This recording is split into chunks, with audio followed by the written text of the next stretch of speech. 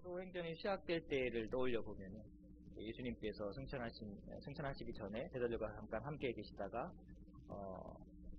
제자들이 앞으로 해야 될 일에 대해서 예수님께서 마지막으로 말씀을 하시고 함께 계시다가 이렇게 가셨죠. 그리고 하늘로 승천하셨습니다. 그때 제일 핵심은 그 복음이라는 것이 어떻게 그 작은 지방이었던 그 예루살렘이라는 지방, 그 유대에서 어떻게 각 지역으로 흩어지게 되는가가 사도행전을 처음 시작할 때 중요한 핵심이라고 말씀을 드렸습니다. 실제로 오순절날 성령이 강림하는 그런 사건이 일어난 이후에 제자들은 믿음으로 예수 그리스도께서 말씀하시고 행하신 그 모든 것들에 대해서 인식하게 되었고, 또 예수님께서 말씀하신 또 그들을 통하여서 이루고자 하시는 그런 일들이 실제로 이제 제자들을 통해서 이제 나타나게 되었죠. 처음에는 그 일들이 예루살렘에서만 있었습니다. 그러다가 어떤 사건이 있었습니까? 이제 스데반이 순교를 당하는 그런 사건이 있었습니다. 그 이후에 예루살렘에 모여있던 그 유대 지방에 모여있던 그 제자들이 각자 다른 지방으로 흩어지게 되었었습니다. 그 과정 가운데 그 사울이라는 사람, 나중에 바울이 되는 그 사울이라는 사람도 다메섹으로 가다가 예수님을 만나게 되고, 그런 일련의 사건들을 우리는 지금까지 지켜보았었습니다. 오늘 본문에 나오는 이 안디옥이라는 곳도 역시 마찬가지입니다. 스데반의 순교 사건 이후에 예루살렘에 모여있던 많은 제자들이 각 지방으로 흩어지게 되었고, 정확하게는 수리아 안디옥입니다. 수리아 안디옥. 그 당시에는 안디옥이라는 도시가 10군데도 넘었어요. 한 11군데, 10군데 그 정도 됐었습니다. 그러니까 좀 큰 도시들은 다 안디옥이라는 이름을 좀 갖다 붙였습니다. 제법 큰 도시였었어요. 지리적으로 지금 우리가 보고 있는 수리아 안디옥은 어느 지역쯤 되냐 그러면은 시리아 아시나요? 시리아. 그러니까 요즘으로 치면은 이스라엘의 약간 북쪽이 좀 시리아인데, 그 시리아의 어떤 한 도시였습니다. 그러니까 좀 이렇게 지중해랑 가까운 그런 도시가 수리아 안디옥에 있었습니다. 굉장히 컸다 그래요. 그 당시에 로마 제국이었잖아요. 그러니까 이스라엘도 로마 제국에 포함되어 있었으니까 그 당시에 수리아 안디옥에 거하던 인구가 대략적으로 추정해 봤을 때 30만 명 정도였다. 그 당시에 30만 명이면 어마어마한 도시입니다. 춘천이 30만 명 됩니까? 28만요? 그러니까 춘천보다 큰 도시였어요. 그 당시에. 그러니까 어마어마한 도시였던 거죠. 그 당시 로마 제국 시대 때 제일 큰 도시가 로마. 그 다음 두 번째 큰 도시가 그 당시 때예요. 그 당시 때. 그 두 번째 큰 도시가 저기 아프리카의 북쪽에 있는, 갑자기 이름이 생각이 안 나. 알렉산드리아. 그게 두 번째 큰 도시였었어요. 그 다음에 큰 도시가 수리아 안디옥이 있었습니다. 30만 명. 어마어마하게 큰 도시였어요. 많은 사람들이 살았겠죠. 예루살렘에서 흩어졌던 그 제자들이 각지로 다 흩어졌었는데, 안디옥이라는 큰 도시에도 제자들이 들어오게 되었던 것 같아요. 들어와서 그들이 했던 일은 늘 그래 왔던 것처럼, 다른 지역에 있는 그리스도인들도 그렇게 해왔던 것처럼, 성도들도 그렇게 해왔던 것처럼, 안디옥에 들어온 성도들 역시 그곳에서 예수 그리스도의 이야기를 하기 시작을 한 겁니다. 예수 그리스도께서 어떤 일을 하셨으며, 우리를 통해서 어떤 일을 하시려고자 하시는지에 대해서 복음을 전하기 시작을 했습니다. 그런데요, 19절을 좀 자세히 읽어보시면요, 처음에 흩어진 자들이 안디옥에 들어와서 복음을 전하는 대상은 모든 사람에게 국한하고 있지 않습니다. 처음에 그들이 들어와서 복음을 전하는 대상은 유대인들에게만 복음을 전했다고 기록을 하고 있습니다. 어떤 이유인지 잘 모르겠어요. 유대인들에게만, 처음에 안디옥에 들어왔던 사람들은 유대인들에게만 복음을 전했던 것 같습니다.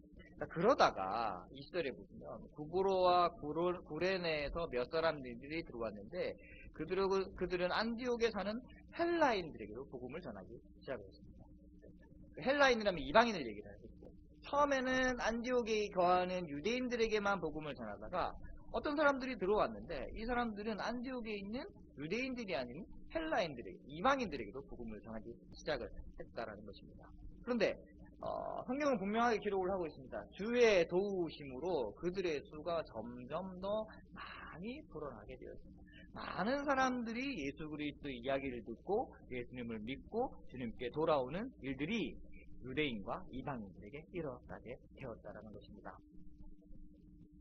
말 그대로 우리가 처음에 사도행전 1장 8절에 그 말씀과 같이 예루살렘과 온 유대와 사마리아를 거쳐서 땅끝까지 복음이 전해지고 있는 그 단계 가운데 우리를 한 가정을 보고 있다는 것이죠. 안디옥에서 많은 이방인들이 주님을 믿게 되었다는 소식을 예루살렘 교회에 있는 성도들이 듣게 되었습니다. 아마 그때는 이제 교회의 주축 핵심 멤버들은 예루살렘에 거의 다 머물러 있었던 것 같아요. 우리가 앞 시간에 보았던 베드로 역시 예루살렘에 있었잖아요.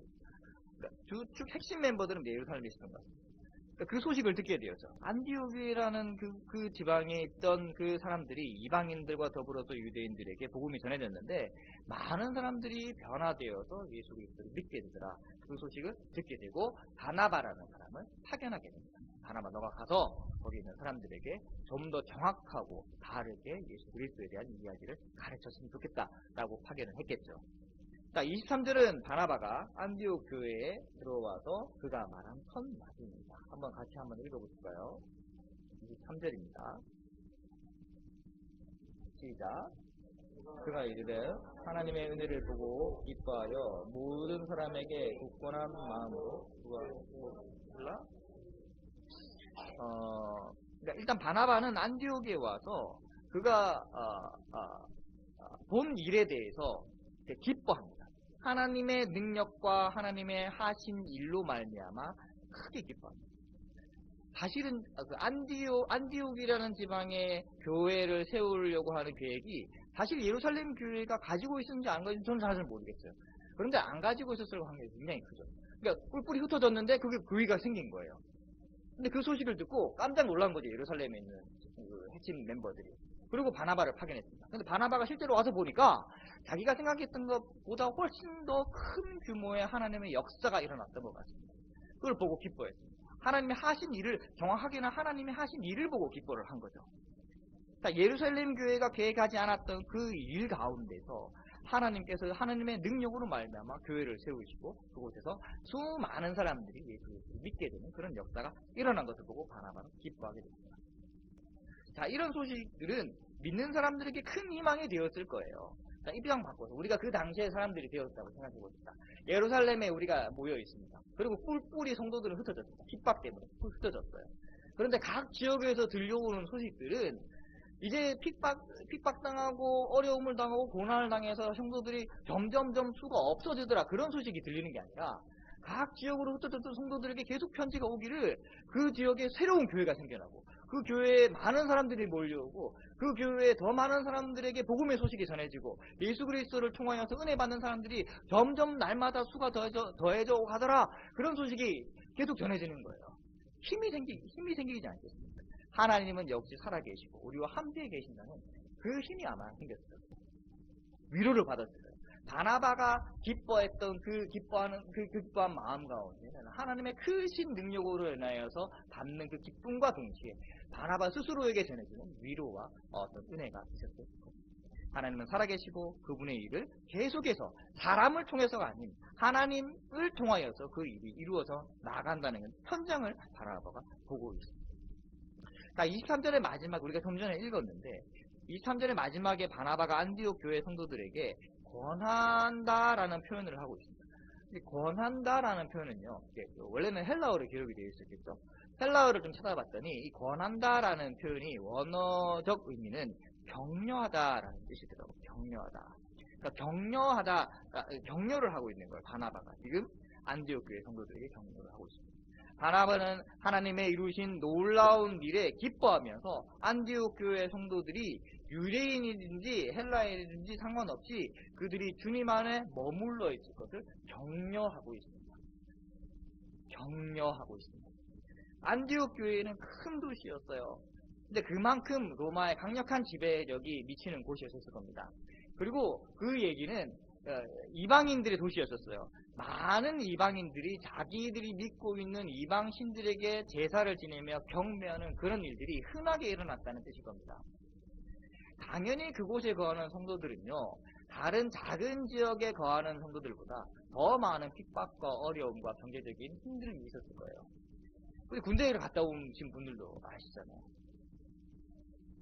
군대를 갔다 오면요, 군대에 가면요, 큰 부대가 좋을까요? 작은 부대가 좋을까요? 작은 부대가 좋아요. 편해요. 누가 간섭하는 사람이 그만큼 적습니다.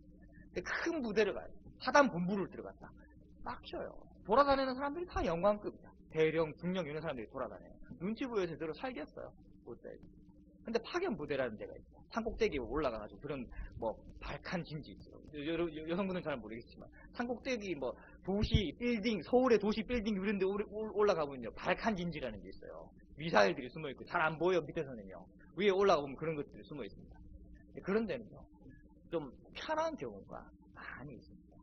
장교라고 해봤자 소대장, 뭐 부소대장 정도가 다니까 마찬가지입니다.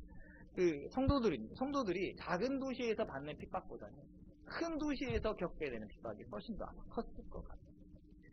자, 그들은요, 예수 그리스도를 통하여서 은혜를 받고 그 제자들이 전하여준 복음을 통하여서 변화가 되어서 예수 그리스도를 따르기로 작정을 합니다. 그렇게 해서 성도가 되었죠. 그런데 실제로 그들이 예수 그리스도를 믿고 난 이후에 겪게 되는 삶은 편해지는 게 아니라 어려움의 연속이었다는 것이죠. 많은 어려움들이 그들 가운데 있었을 겁니다. 경제적인 어려움, 어떤 그 육체적인 어려움, 핍박과 고난 등이 그들에게 부딪히게 될 것입니다. 고민하지 않겠습니까? 당연히 고민하게 되겠죠. 자기가 이렇게 쉽게 말해서 개종을 한 거잖아요. 이방인이었는데 그리스도인이 되어서 개종을 한 겁니다. 그렇게 개종을 했는데 편해지는 것이 아니라 더 많은 핍박과 어려움 가운데서 살게 되는 거예요. 내가 제대로 지금 이게 살고 있는 것이 맞는가? 내가 이렇게 바꾼 것이 맞는가? 그런 많은 괴로움과 고민들이 있었을 겁니다. 그런 사람들에게 바나바는 격려를 했다는 거죠.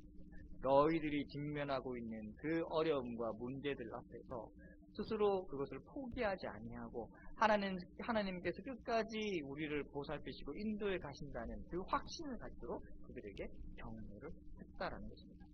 사실은요, 우리가 주일날 이렇게 함께 모여서 예배를 드리는 것이 바로 그런 일들 가운데 있는 일입니다.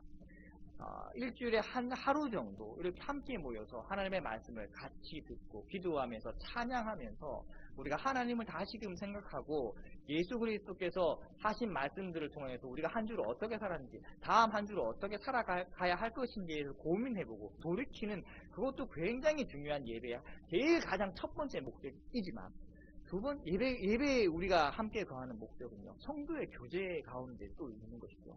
우리가 함께 모여서 예배가 끝나고 나서 식사를 하고 성도의 교제를 하고 성경 공부를 하거나 함께 이야기를 하면서 무슨 얘기를 하게 되냐면, 물론 일상적인 얘기도 많이 하게 되겠지만 지난 한 주 우리가 어떻게 살았는지에 대해서 함께 성도들과 이야기를 하고 교감하게 되고 나누게 됩니다. 그때 바람직하게는 우리가 어떤 교제를 나눠야 되냐 그러면은, 내가 이렇게 한 주를 살아왔는데 참으로 하나님을 믿음으로 살아가는 것이 정말 힘들더라 라는 것을 우리 스스로 함께 나눌 수 있어야 됩니다. 내가 어떤 사람을 만났는데 정말 괴로웠어. 그 사람이 나에게 행한 행동과 그 말이 나를 너무 상처되게 했어.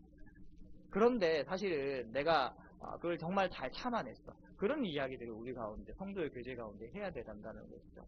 왜 그런 것이 중요할까요? 우리는 다 똑같은 사람이에요. 누구나 다른 사람들로부터 상처를 받을 수밖에 없고, 어떤 일에 의해서 고난 받을 수밖에 없는, 그런 쉽게 그렇게 마음의 상처를 입고 고난을 당할 수밖에 없는 그런 사람들입니다. 그런 사람들이 함께 모여서 우리가 나눌 수 있는 위로는, 너도 그랬냐, 나도 그랬어.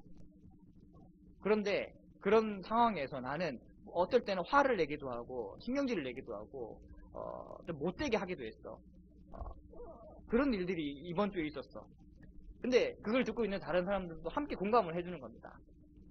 나도 그래, 사실은 그랬어. 그런데 거기서 공감만 해주고 끝나는 것이 아니겠죠. 뭘 해야 될까요? 예수 그리스도께서 우리에게 베푸신 그 사랑과 은혜로 인하여서 사실은 우리가 그렇게 하지 말고 이렇게 해야 됐지 않았을까라고 그렇게 고민해보고 함께 나누는 그런 시간들을 해보는 겁니다. 실제로 안디옥 교회에 있는 성도들, 그 당시에 많은 교회에 있는 성도들이 그런 어려움 가운데 직면해 있었을 겁니다. 그래서 자기 고난과 그런 힘든 점들을 교회 가운데서 이야기를 했겠죠. 그때 바나바의 격려가 그들에게 참된 위로가 되었다는 것입니다. 너희들이 그렇게 힘들게 사는 걸 알아. 너희들이 그렇게 마음의 고통과 상처를 받고 그렇게 살아가는 걸 알아. 하지만 그렇게 살아가는 것이 예수 그리스도를 믿음으로 그렇게 살아가는 것이 정말 참되고 바르게 살아가는 것이야. 그게 잘못된 길이 아니고 정말 똑바르게 살아가고 있는 것이니까 살아가고 있는 것이니까 두려워하지 말고 확신하고 그렇게 믿음으로 살아갔으면 좋겠어. 바나바가 아마 그렇게 격려했을지 모르겠습니다. 우리가 예배를 드리는 그런 이유 중에 하나는 바로 그런 겁니다. 우리가 함께 모여서 하나님의 말씀을 듣고 격려와 위로를 받고 예수 그리스도 한 분만을 향하여 그렇게 나아가는 것이죠. 우리 가운데서 그런 일들이 일어나야 되는 것입니다. 바나바가 온 이후로 안디옥 교회는 점점 더 안정되어 갔을 것이고 더 많은 사람들이 죽기로 돌아왔다고 성경은 기록을 하고 있습니다. 자, 이때 25절에 보니까 바나바는 어떤 한 사람을 데리러 갑니다. 누굴 데리러 갑니까? 사울이라는 사람을 데리러 갑니다. 자, 상식적으로 생각해 보시자고요. 자, 여러분들은 목사가 아닙니다. 이강원 목사님이 목사시고 저도 목사입니다. 우리 교회는 작으니까 그런 일이 안 일어나요. 그런데 우리 교회가 만약에 커진다고 생각을 한번 해봅시다. 100명이 되고 200명이 되고 300명이 됐다고 한번 생각을 해보시자고요. 그러면 목사 혼자서 감당이 될까요? 안 되겠죠. 그런 교회는 저는 한 100명 이상 되는 교회는 참된 교회라고 생각되지 않아요. 담임 목사가 성도 개개인과 어떤 그 인격적 교감이 안 되는 그런 교회가 어떻게 참된 교회가 될 수 있겠습니까? 근데 서울에 가면 몇만 명씩 되는 교회가 있잖아요. 조직적으로 돌아가는 교회인 거죠. 자, 성도 수가 불어납니다. 몇백 명이 되고 몇천 명이 됩니다. 근데 보통은 그럴 때 목사들은 뭘 합니까? 부사역자를 뽑죠. 전도사를 뽑고 부사역자를 뽑아서 일을 시킵니다. 설교를 시키고 성경 공부를 시키고 가르칩니다. 비슷해 보이는데 사실은 비슷하지 않습니다. 바나바가 사울을 데리고 왔습니다. 바울이죠. 데리고 와서 함께 목회를 합니다. 그것과 요즘 큰 교회들이 하고 있는 부사역자를 두는 시스템과는 전혀 다른 시스템인 거죠. 엄밀하게 말해서 부사역자는 직원들이죠. 그냥 직원이에요. 그러니까 안 그런 교회도 있겠지만 많은 교회들에게 있어서 부사역자는 그냥 직원입니다. 그냥 돈을 주고 고용을 해서 내가 다 감당할 수 없으니 너희들이 일부분을 맡아서 해라. 그냥 직원 개념인 거죠. 만약에 정말 참된 그 담임 목사가 부사역자를 참된 목회자라 협동 목사라고 함께 동역하는 목사라고 생각을 한다면은 어떻게 해야 될까요? 문제가 일어나세요. 함께 그 아픔을 겪어가면서 함께 나가야 되는 거죠. 그런데 그렇지 않아요. 실제 여러분들 주변에서 보는 제 주변에 있는 교회들 한번 보세요. 문제가 있으면 부사역자는 어떻게 됩니까? 그냥 물러나는 거예요. 계약직하고 똑같지 않습니까? 직원인 거예요. 필요하면 쓰고 필요 없으면 쫓아내는 게 부사역자. 전도사도 역시 마찬가지입니다. 일반 교회들이 그렇다는 겁니다. 그런데요, 지금 바나바를 한번 보십시오. 바나바가 사울을 가서 데리고 옵니다. 대신 누군가를 보내는 것도 아니에요. 사울을 가서 데리고 왔는데 사울은 그 당시에 다소에 있었어요. 시간이 좀 흘렀습니다. 사울이 변화되고 난 이후에 한 10여 년 정도 시간이 흐른 이후에 다소는 사울의 고향입니다. 거기서 아마 말씀을 전하고 있었던 것 같아요. 바나바가 그 소식을 듣고 자기 혼자 감당해가 벅찼겠죠. 그래서 아마 사울을 데리러 갔던 것 같아요. 바나바가 있던 수리아 안디옥에서 사울이 가고 있던 그 다소까지 거리가 편도로 대략 160km 정도 됩니다. 왕복으로 320km 정도 되겠죠. 그 먼 거리를 자기의 동역자를 모시기 위해 구하기 위해서 걸어서 갔던 겁니다. 바나바는 그렇게 참 성경에 나오지만 심령이 정말 순수하고 착하고 그렇게 겸손한 사람이었던 것 같아요. 부사역자를 뽑으러 가는 게 아니라 자기가 하지 못하는 부분을 함께 동역하기 위해서 동역자를 320km 거리를 왕복으로 걸어서 가서 모시고 왔던 거죠. 세상에 정말 이런 목회자만 있었으면 좋겠어요. 제가 만약에 바나바가 되었을 입장이 되었으면 설교 준비를 하다 고민하면서 어떻게 했을까? 요즘이야 뭐 차를 타고 320km로 가면 되지만 그 당시에 320km 왕복이긴 하지만 걸어서 내 동역자를 데리러 갔다 올 수 있을까? 못했을 것 같아요. 많은 교회들에 있어서 담임 목사는 말 그대로 제왕적인 권력을 누리는 그런 목사들이죠. 교회가 큰 작건 간에 담임 목사는 자기가 가지고 있는 힘과 그 권력을 나누려고 하지 않습니다. 주일날 드려지는 많은 예배들이 있습니다. 큰 교회들은 뭐 몇 부 예배씩 막 그렇게 있잖아요. 제일 중요한 예배는 몇 시 예배입니까? 11시 예배죠. 우리가 드리고 있는 11시, 교회마다 좀 다르긴 하지만 10시, 11시, 요때 드려지는 예배가 제일 중요한 예배죠. 11시 예배는 누구만 해야 됩니까? 담임 목사가 해야 돼요. 담임 목사가 안 하면 부사역자가 11시에 일어나면 생각할 수도 없는. 그러니까 특별한 경우에 담임 목사가 부재 중이거나 아니면 부흥회가 있거나 아니면 어떤 뭐 이벤트성인 뭐가 있거나 그럴 때만 이제 다른 사람이 기타로 쓰이는 겁니다. 그런 경우가 아니고요. 성도들에게도 이 인식은 그냥 대예배라고 해요. 일반적으로 대예배. 맞지 않는 말이긴 한데 그냥 상식적으로 대예배라고 합시다. 대예배 때는 담임 목사가 말씀을 전해야 되는 거예요. 바나바가 사울을 데리러 먼 길을 갔습니다. 그리고 사울을 부사역자로 쓰기 위해서 사울을 함께 안디옥 교회를 이루어 세워 나아가려고 하는 동역자로 그렇게 부르러 갔습니다. 바라문은 스스로 자기에게 주어진 힘을 나누었어요.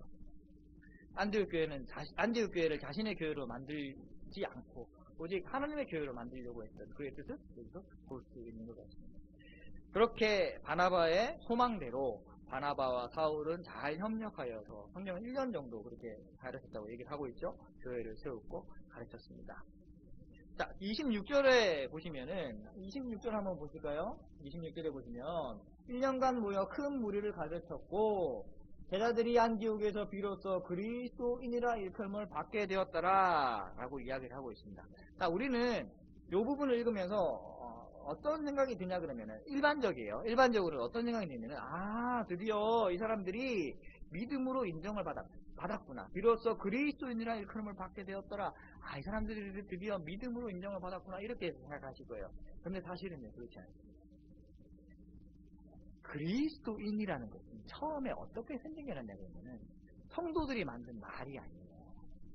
다른 이방인들, 믿지 않는 사람들이 예수를 믿는 사람들을 가리켜서 비방하고 비꼬기 위해서 만든 말이 그리스도인입니다.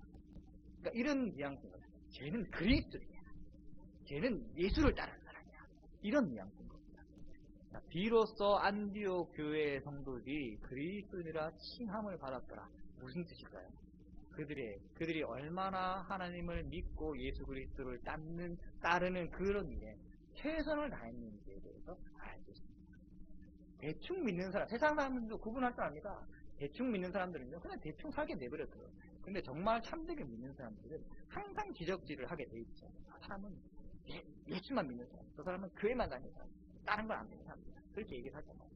그리스도인이나 칭함을 받았다라는 건 비로소 드디어 그들이 참되게, 우리 편에서 볼 때는 참되게 자기의 핍박과 어려움을 이겨내면서 하나님을 참되게 믿는 사람들이 되었다. 라는 그런 뜻이 되는 것입니다.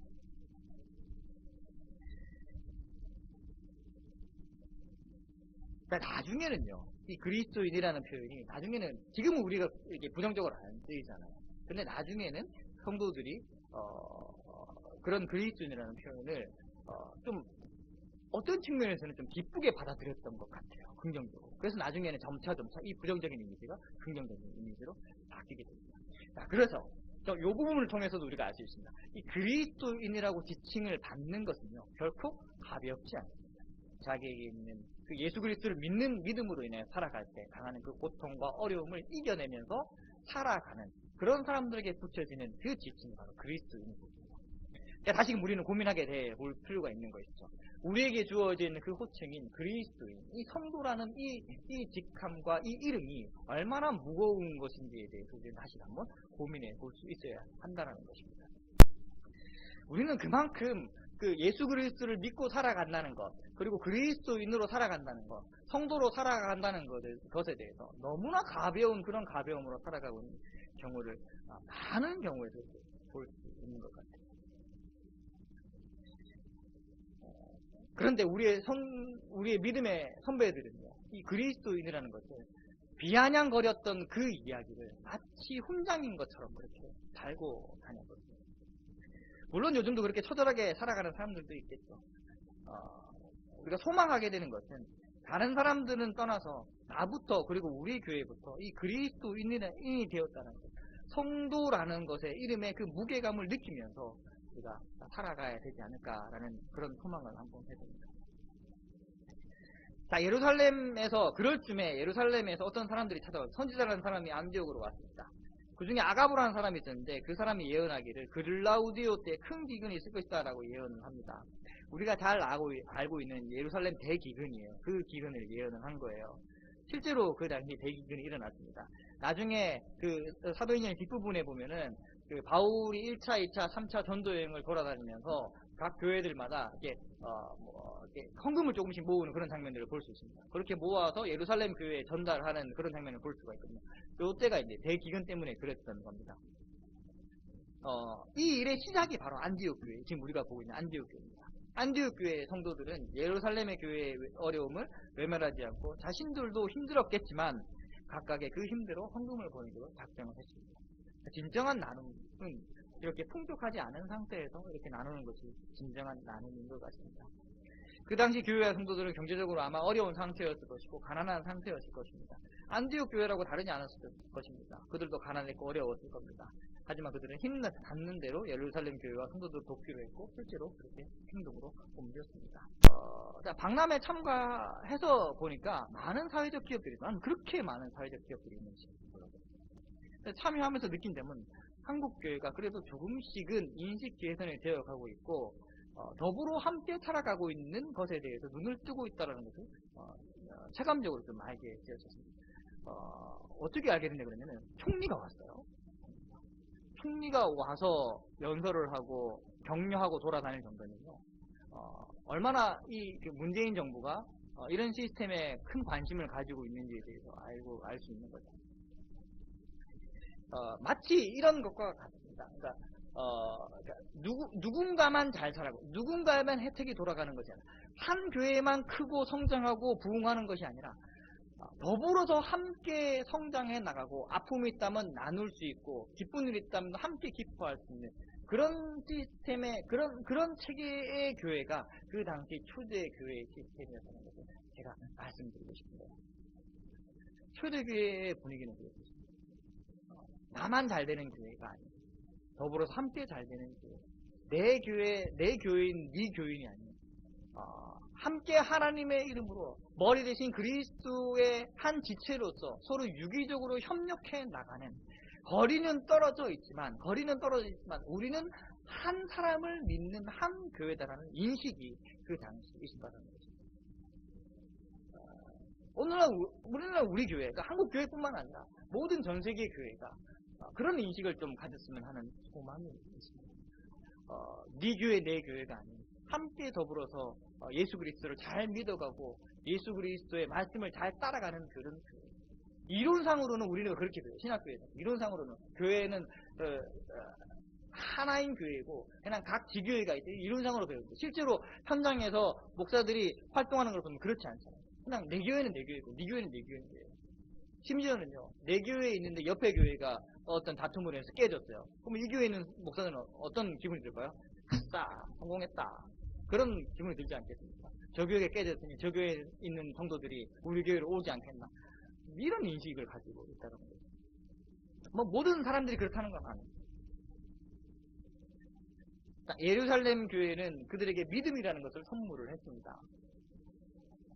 안디옥 교회는 그 믿음을 선물을 받아서 그들이 할 수 있는 한 힘을 다하여서 그들에게 어려움을 조금이라도 보태기 위해서 헌금을 했습니다. 그러니까 교회뿐만 아니라 성도들의 삶도 이와 같아야 된다고 생각을 합니다. 모든 재산을 서로 함께 통용하자는 것이 아니라 내가 가진 것을 함께 나누며 살아가는 것이 성도의 참 모습인 것 같습니다. 그것이 꼭 돈이 아니어도 될 것 같아요. 그게 시간이어도 될 것 같습니다. 나에게 꼭 시간이 혹시 여유가 있다면 그 여유되는 시간으로 주변에 있는 사람들에게 어떤 봉사를 할 수 있다든지 뭔가를 할 수 있다는 것. 건강한 사람은 건강하지 못한 사람을 도울 수 있는 것도 참된 봉사가 되겠죠. 공부를 잘하는 사람이 계시다면 공부를 잘하지 못하는 사람들을 도와서 이렇게 돕는 것도 좋은 일이 될 것입니다. 요리를 잘하는 사람이 있다면 음식을 잘 하지 못하는 사람들에게 음식을 만들어서 나누어 주는 것도 참된 어떤 나눔이 되겠죠. 이강호 목사님처럼 이렇게 집을 잘 가꾸고 또 고치고 하는 사람들이 있다면 함께 나누는 것도 이렇게 좋은 나눔이 될 것입니다. 중요한 것은 내 것을 고집하지 않고 내가 가지고 있는 내게 주어진 것이 하나님께서 허락하신 그런 달란트이고 하나님께서 주신 그 은혜임을 잊지 아니하고 함께 나눌 수 있는 그런 것이 성도의 삶이 될 것 같습니다. 물론 그렇게 사는 것은 사실은 쉽지는 않습니다. 생각해보면 안디옥 교회가 예루살렘 교회에서 헌금하는 것은 쉬운 일이 아니었습니다. 하지만 그렇게 힘든 중에도 나누는 것이 진정한 나눔이고 헌신이겠죠. 안디옥 교회는 그런 교회였습니다. 그 교회 그 교회는 사도들이 개척한 교회도 아니었고 유대인들이 중심인 교회도 아니었었습니다. 오직 하나님의 능력으로 세워진 교회인 안디 교회는 믿음으로 충만했으며 세상 사람들로부터 그리스도인이라는 비아냥을 들었지만 그것을 아주 자랑스럽게 여기는 교회였습니다. 그들 가운데 바나바와 사울이라는 좋은 지도자가 있습니다. 그들이 보여준 모습은 모든 교회들이 본받을 만한 교회일 것입니다. 어떤 목사들은 놀라운 성령의 능력을 다시 보기 위해서 초대교회로 돌아가자, 초대교회로 회복하자. 그러니까 그 얘기는 그러니까 성령의 어떤 역사를 회복하자 그런 뉘앙스로 많이 합니다. 근데 그게 아니라 정작 우리가 초대교회로 돌아가자라고 외쳐야 할 때 그 초대교회의 모습은 바로 이런 모습이 되어야 하겠죠. 그리스도인이라는 무게감을 가지고 그에 걸맞는 믿음과 삶의 모습으로 투쟁하는 그런 성도의 삶으로 돌아가는 그런 우리가 되길 바랍니다. 비록 쉽지는 않을지라도 나부터 그리고 우리 교회부터 그리스도인으로서 그의 이름에 걸맞는 삶을 살아낼 수 있기를 소망해 봅니다. 기도하겠습니다.